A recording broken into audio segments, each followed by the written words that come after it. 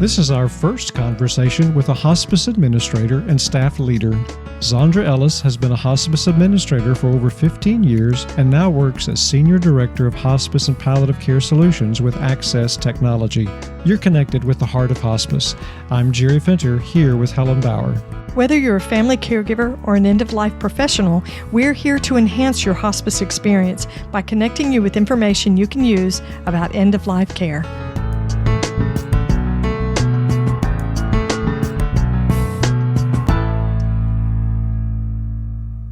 Today's episode is sponsored by our friends at GrandPad. Do you have an older family member who's isolated, or do you feel disconnected from a senior loved one who lives at a distance? The folks at GrandPad have come up with the perfect solution, an easy-to-use device that connects older adults with family and friends using video chat, email, photo sharing, and more.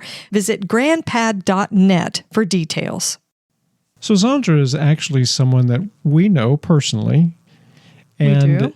Have met at different conferences because she is a speaker at almost every conference. Yes, she's awesome. She's extremely knowledgeable. Zaundra Ellis has been a hospice executive director for over 10 years. She has a BS in long-term care administration, and now she's currently working as the Senior Director of Hospice and Palliative Care Solution with Axxess Technology. Axxess Technology provides electronic medical record software for hospice and home health providers. And she's extremely knowledgeable about all the aspects and inner workings of hospice. She's a frequent speaker at many conferences all over the country, talking about a lot of different things when it comes to hospice and palliative care, typically about leadership, which is what we're talking about with her today, is about leadership. Right, and she is a firm believer in servant leadership.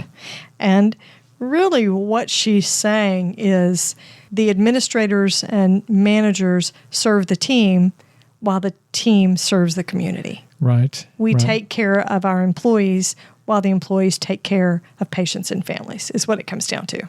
Exactly. And what a perfect way to work and serve as a team.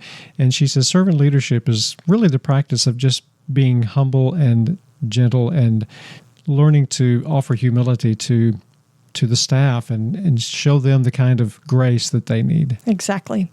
So here's our discussion with Zaundra Ellis.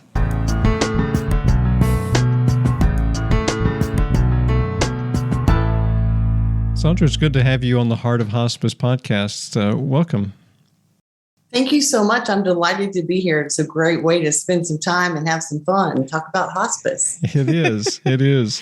So just to get to know you, get our listeners to get to know you a little bit, you do a lot of public speaking, a lot of education to hospice professionals all over the country as part of your job with Axxess. What's your favorite pre-game, pre-speech, pre-presentation ritual? What do you do to psych yourself up or calm yourself down? Do you have a ritual like that? That's an interesting question. So, I was not trained to be a public speaker, and I really prefer not to be the center of attention most of the time. I'm kind of one of those introvert-extrovert combo people. So I always go into that room filled with joy, because sharing education and having an impact industry-wide is such a gift, right? I love that part of it. And, I always remind myself that I don't know everything, right? But I have a lot to share. And the most important ritual is, and thanks to some folks who provide support, is to spit my gum out. Oh, that's awesome. My grandmother would be very happy with you and would approve of that. She was the one standing at the door with her hand held out. Spit your gum out. There's no gum today. So, that's really my thing. I have to remind myself, spit out that gum. So when you spit out the gum, you're ready to go is what you're saying. That means it's go time. Yeah. And the other thing I do is, I'll get in the room a few minutes earlier and I'll talk to some of the folks who, might already be there. Just chit chatting, how's the conference? Where are you from? And just kind of connect with the audience a little bit in advance. Yeah, that's good. And I've done that at times as well. And what I discover is that there might even be a point in the presentation where I'll refer back to that. Yeah, I was talking to somebody before, and use that as a way to connect with the audience again. And it's good. So you've done a lot of speaking at hospice events, conferences, educational events, and so forth. And you've worked in the hospice industry for almost 18 years. How have you seen this industry grow and change through the years? I love that question. And, when I think about it, I think about kind of my beginnings, early beginnings in hospice and how I got that hospice bug, right? I was a nursing home administrator first. I majored in long-term care administration. I'm one of a few that were brave enough to do that. In the facility that I was responsible for, I had a wonderful hospice that came in. Having hospice experience early, my dad got sick and he died when he was 40. He got sick when we were 9 and he had brain cancer. So, I always had this bug to do something in hospice once that kind of, with the benefits, once it got more formalized. I really wanted to do something so that children who have parents who die know that, it really, really stinks, right? And it's really hard and painful, but there is sunshine on the other side, right?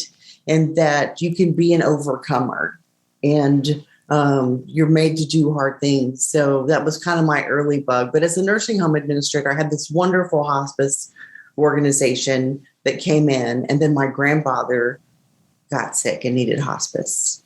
So I went down to a little town in Seguin and spent a few weeks because he refused to go on hospice until the end. And there was a night he needed continuous care. It was without question. And the hospice organization that we partnered with, they didn't have a nurse. So their administrator and on-call nurse, and the case manager just said, you can do this. Like, we're here for you. If you need anything at all, you can do this. And I was like, oh, I don't know if I can or not, but here we go. And I did it. My children who were adults, almost adults at the time, they came and, we made some soup and, the dogs were on the table eating out of our bowls where we weren't in there. It was just one of those things, right? It was difficult, but it was beautiful. And after my grandfather died, the RN case manager said, you really should do hospice. And I was like, okay, well, where do I start? So I got started and I went to work for a small hospice. I opened the third office. The 2 offices combined, I think, had 200 patients. So they were nice size already.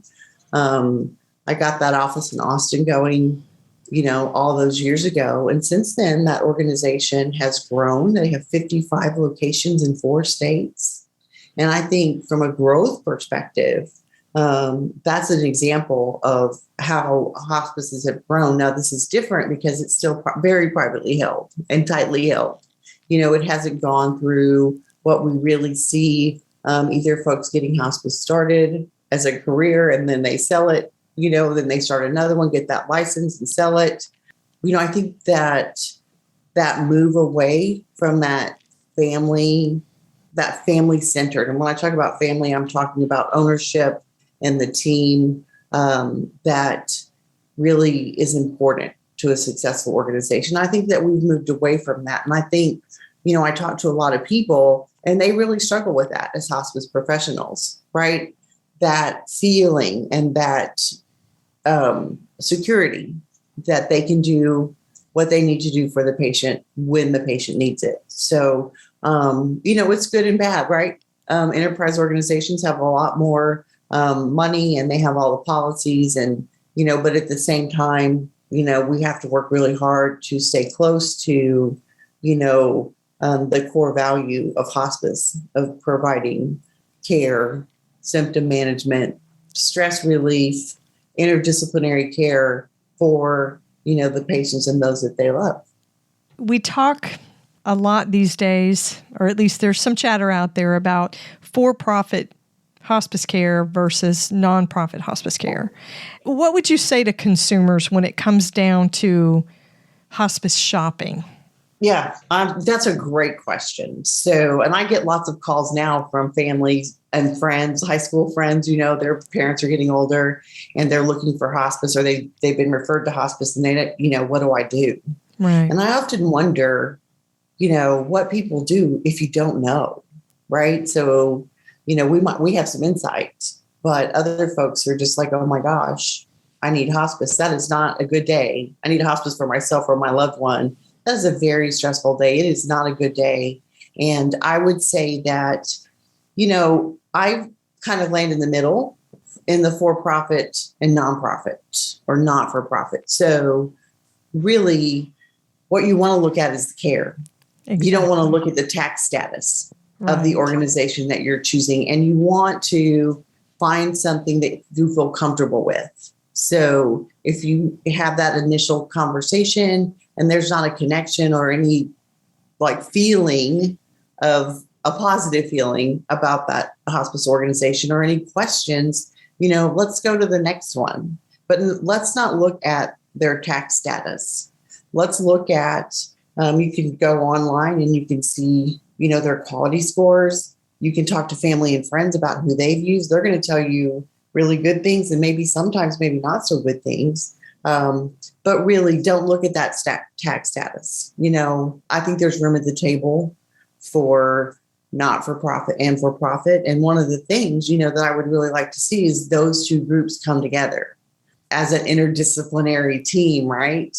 That provides hospice care, because it really is. We should look at our industry as an interdisciplinary team. The core and the thing that makes hospice special is it takes all of us to ensure that patients receive the right care at the right time, and that we support our teams, right, that are out there sitting at the bedside providing that care.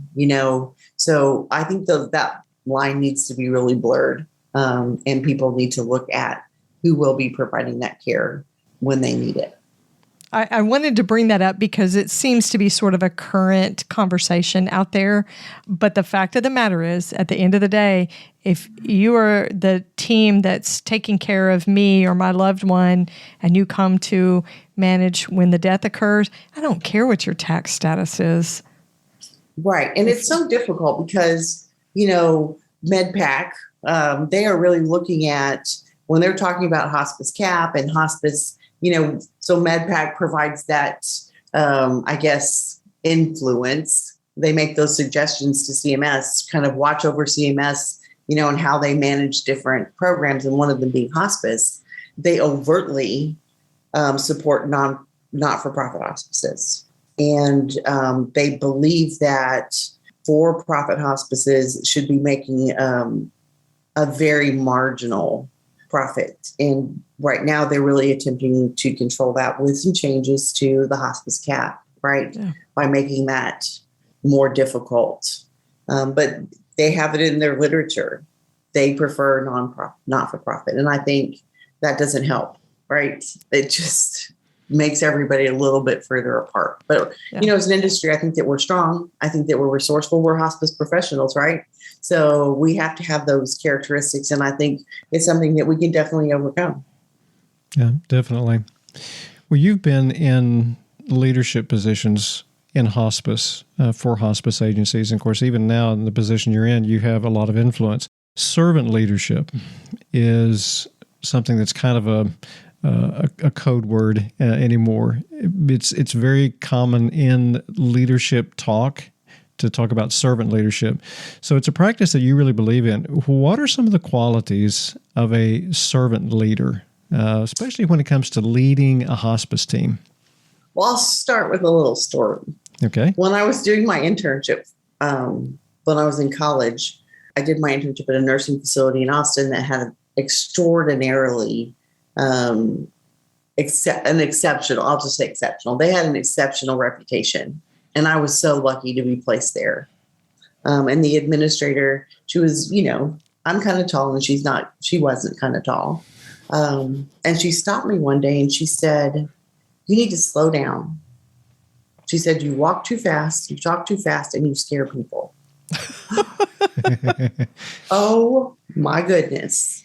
That was a light bulb moment for me that sticks with me even today, because I was busy on the mission of doing what needed to be done rather than taking the time needed to really connect with the folks that I was working with, right? I was task oriented. And so I think an element of a good leader is kind of that humility and humbleness that doesn't always blend well with, I'm on a mission, I got these things to do. Let me just knock these down. And if I run over some people, it's okay. No, right? So I think humility and the openness to be humble, that vulnerability. I think great leaders are always lifelong learners, right? Because we learn from every interaction and that connection that we have with people that we don't run over anymore, that we work with, side by side every day. And I think it's important for leaders to be mission and vision driven. And what I mean by that is not necessarily their organization's mission and vision, but really spend some time thinking about what is their mission and vision, right? So what do you want to do and how are you going to get there? What is the greater good in your life? Because that translates to, your teams that you work with. So I think that those things are extraordinarily important. And I think also people who can lead from behind. We think about the shepherd who leads the flock from behind. He's not out front, letting the sheep run around and go wherever. He's behind and, he's watching to make sure that they're sheeps, but every sheep is in the right. They're going in the right direction. And I think that that's powerful. I think that's very powerful. And one thing for me, kind of on a personal level, when I interview people or talk to people, I look for leaders.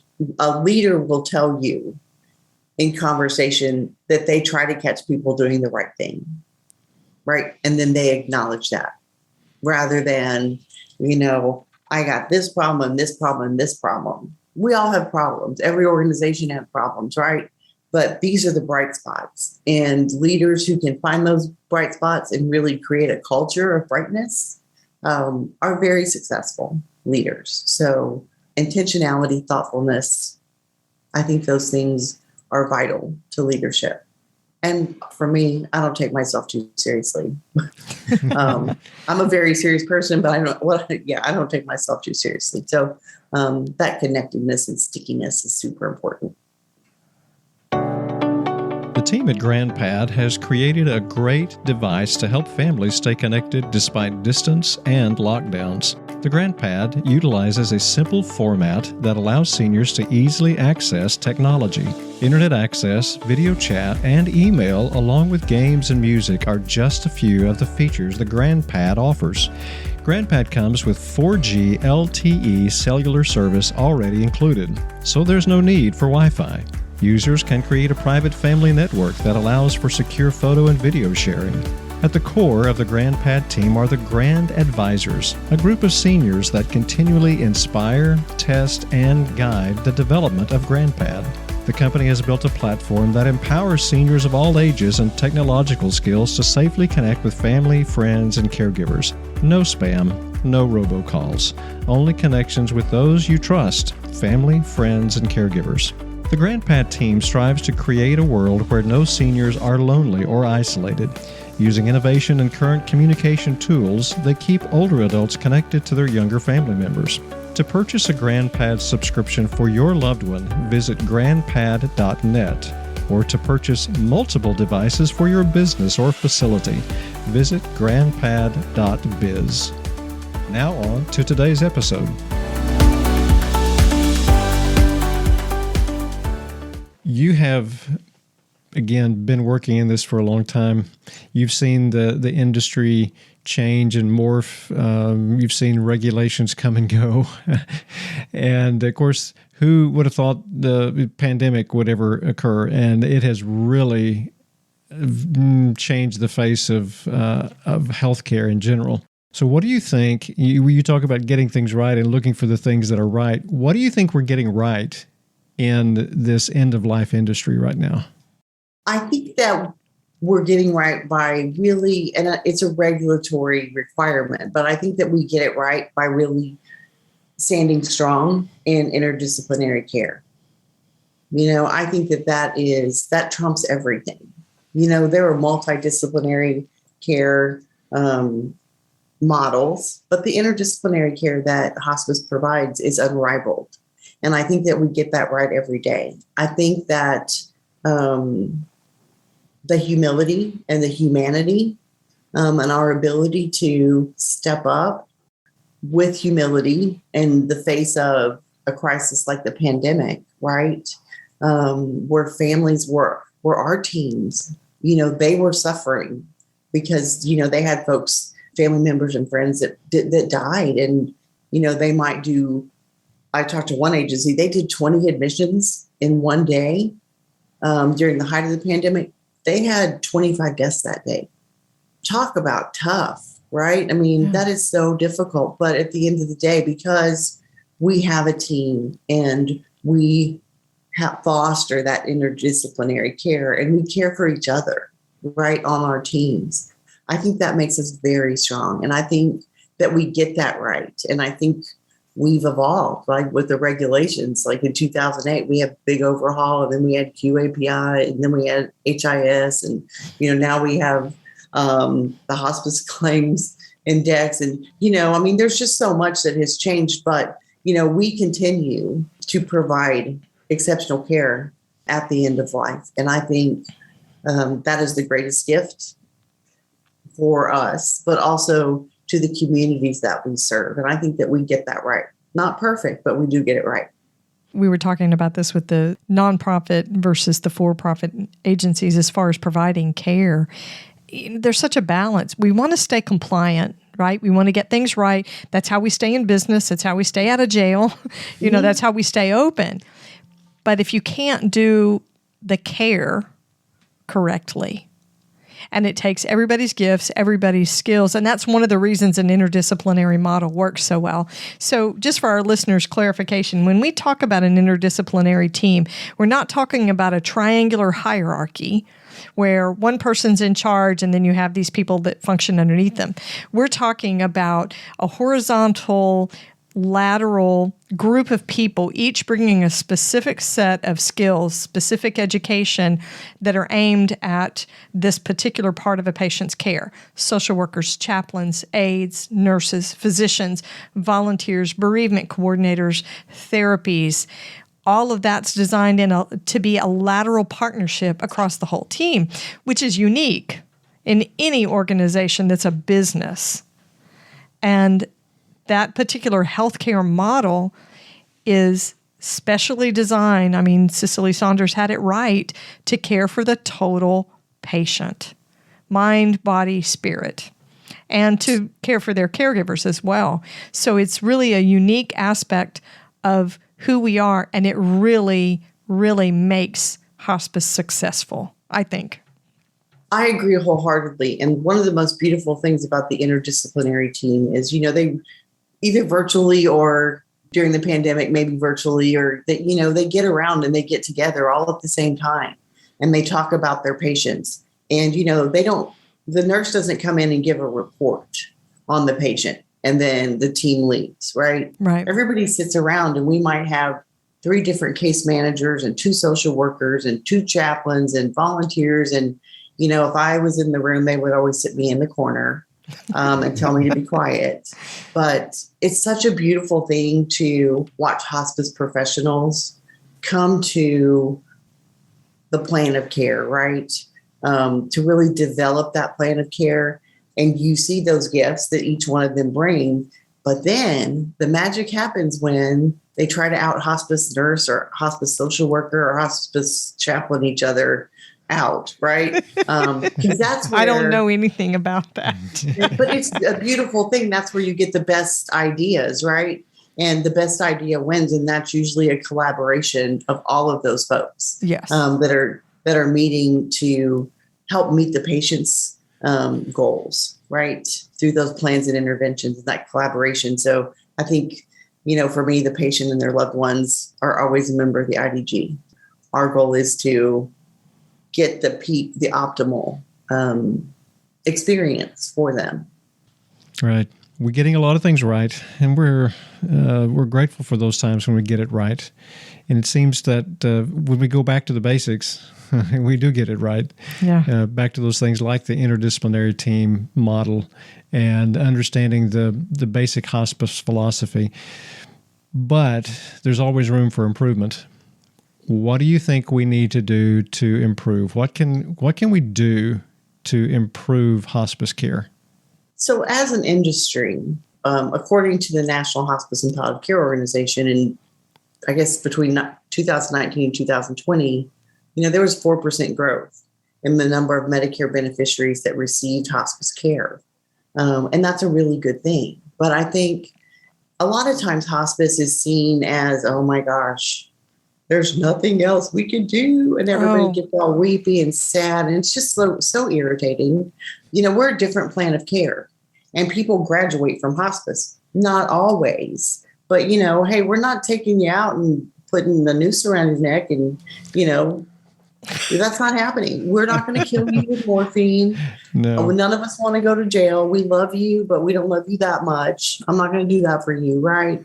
And I think we really need to get out front and really tell our story. And I think it takes a little work, right, to tell the story. But we need to be evangelists for hospice, Sure. right?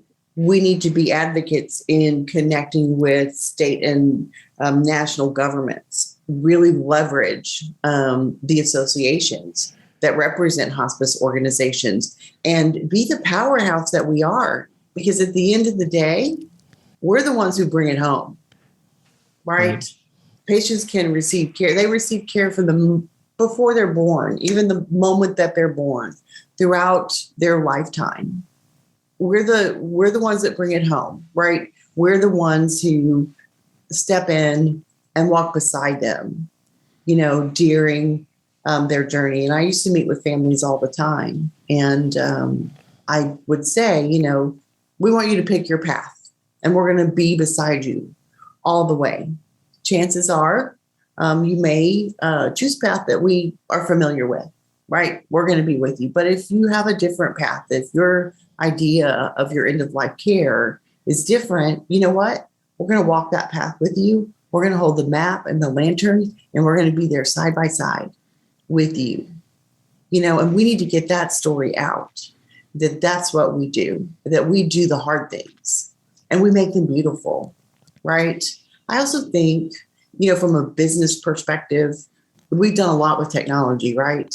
But that continues to evolve every day and change. And we really need to embrace that technology. I think, we have an aging workforce for hospice and across healthcare, really. But I think, we really need to start teaching that more about hospice and palliative care, end of life care, to those professionals while they're receiving their education and throughout whatever internship they do. I mean, hospice needs to be integrated into the healthcare model, not as, oh, well, we've done everything we can within this model, so there you go over there to hospice. And I think that that's something that I'm looking to kind of pass the baton, right, to that younger generation.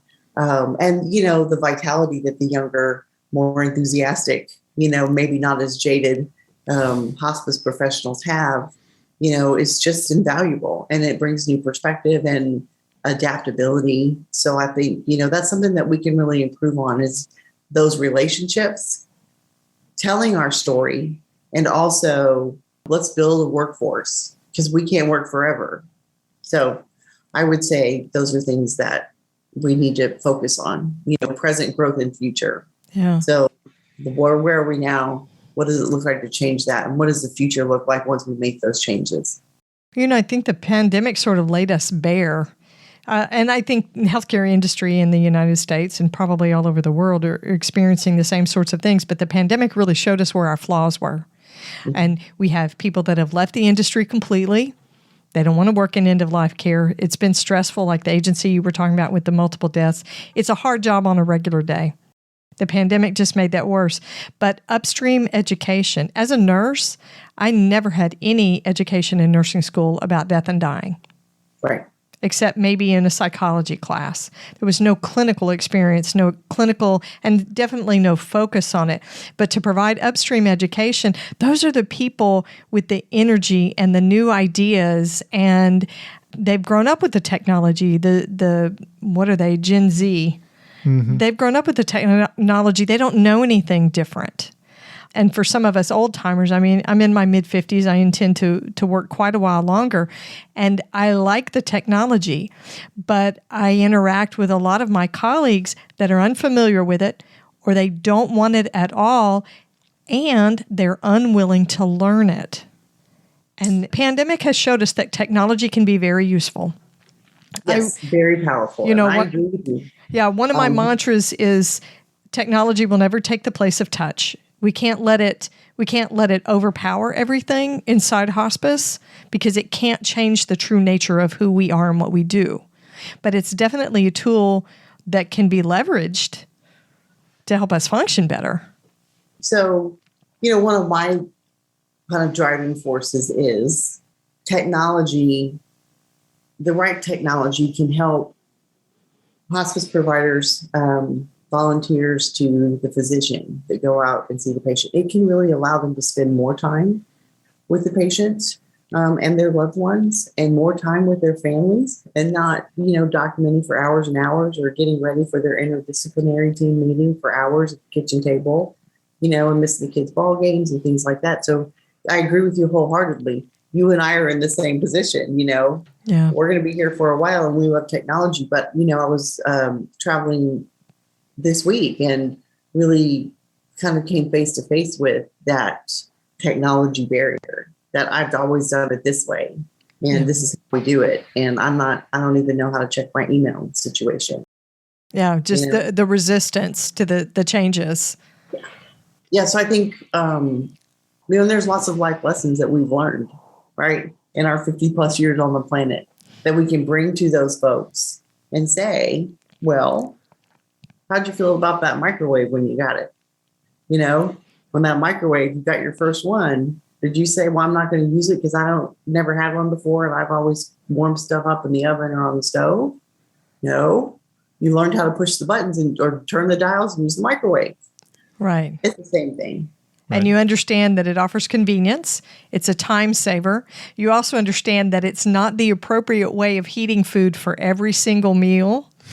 For every single dish. You see there, I mean, it's a good parallel. Technology is not appropriate in every single situation, but my gosh, it's a very useful instrument. So useful, and that willingness to adapt. And hospice professionals, they're actually the perfect person, right? Because when we walk in the room to meet with a hospice patient, and you guys know this more than I do, but even as operations administrator, quality regulatory geek, it's my responsibility when I walk into the room to meet with a patient or their loved ones is, everything needs to come down for them, and they need to feel that sense of security, right? And so in many ways, and throughout the day when hospice folks are out seeing their patients, they're chameleons. I've got to go see the hoarder at 9, and then at 10, I've got to go see the sweet lady with the cats. And then at 10, this is the one who's, her son is a doctor and her daughter's a nurse. And for each one of those, that's a different approach, right? Exactly. And we adapt those on a daily basis. So I think that it's important to kind of bring that forward when you're talking about adapting technology. It's really kind of the same thing. Interesting. That's absolutely true. Yeah, it is. So what do you think, as you have moved among the people in the hospice world, what do you think are some of the things on people's wish list for hospice? But let's get personal. What's on your wish list for the hospice industry? My wish for hospice is that we keep the fundamental practices and beliefs and feeling of hospice, that we keep the humanity and the humility in what we do. Whether you're, an operational leader or a volunteer, we need to keep that. That needs to be our holy grail, right? The intent of hospice and that connectedness. So my wish is that through all the changes, whether it's, moving into enterprise spaces or different who's paying for hospice to profit to nonprofit, that we hold tight to what we know is quality end of life care. I want hospice not to be an afterthought. I want it to be in the continuum of care, not part of. I want it to be in that continuum of care. And I want people to know, the story. I mean, a person a few years ago said, "Wait, you worked in hospice?" Yeah, actually I do. And that they, and I want people to know, I want it to be normalized, right? And I want every person deserves, just like they deserve a good birth experience, right? The end of life is really no different. That needs to be, to the extent possible, a sacred, beautiful time. And I want people to know that. We're not out killing people. We're out walking beside them, holding that map and that lantern and supporting them and being what they need. So, that's kind of mushy and kind of, a little crunchy, but that's really how I feel, right? That importance of the compassion and personal connectedness that hospice has. Yeah, that's good. I think that would be on all our wish lists. Mm-hmm. That's awesome. Definitely. Zaundra, you do a lot of traveling and a lot of speaking at different places. So I'm going to ask you a little bit of a personal question. What do you do to take care of yourself, and what's your favorite self-care activity? Ooh, that's a good question. Probably, my husband's not in here. So my favorite self-care activity is maybe, so when I travel, I like to go and find the little shops, like the local places, right? Sure. And wander around. It's funny because when I'm here working from home, I work from home, but I don't really get out. But traveling really provides sometimes, a really good night's sleep if you're really tired. You don't have a lot of distractions, you get some rest, but, finding those little things and maybe a little shopping. But I think self-care includes, I listen to music, I get outside in nature, spending time with my kids that really are older and probably have more fun things to do, but my dogs love me. So, but I think self-care is super important. And I actually got a little talking to about that yesterday. So your question is very timely, but, I think everyone has a different way. What does self-care look like? My twin sister, let's just go run out the Boston Marathon. Okay. Yeah. And me, I'm like, can I just peace and quiet, just kind of center myself and do what I want to do, for 30 minutes, an hour, maybe it includes some purchases, maybe it doesn't. But I think that's a great question. Yes. Yeah. We won't let your husband in on that secret. Yeah, we won't let him hear it. Oh, he knows. Oh, he knows. Okay. I don't really hide it at all. I don't have to hide it. He's fine. Oh, that's good. That's good. Zaundra, thank you for spending this time with us today. It's good to hear from you and good to see your perspective as someone who is a leader and administrator in the field and who's done that work before. And so thank you. And thank you for your love of hospice. We always like to connect with those people who love what we do and who have that same spirit of caring and concern for people who are on their end of life journey. So thank you for spending this time with us. The pleasure has been all mine. And likewise, we don't find hospice, it finds us. And when it does, we have that passion and we live with it. So thank you for letting me share some time with you guys. It's been awesome.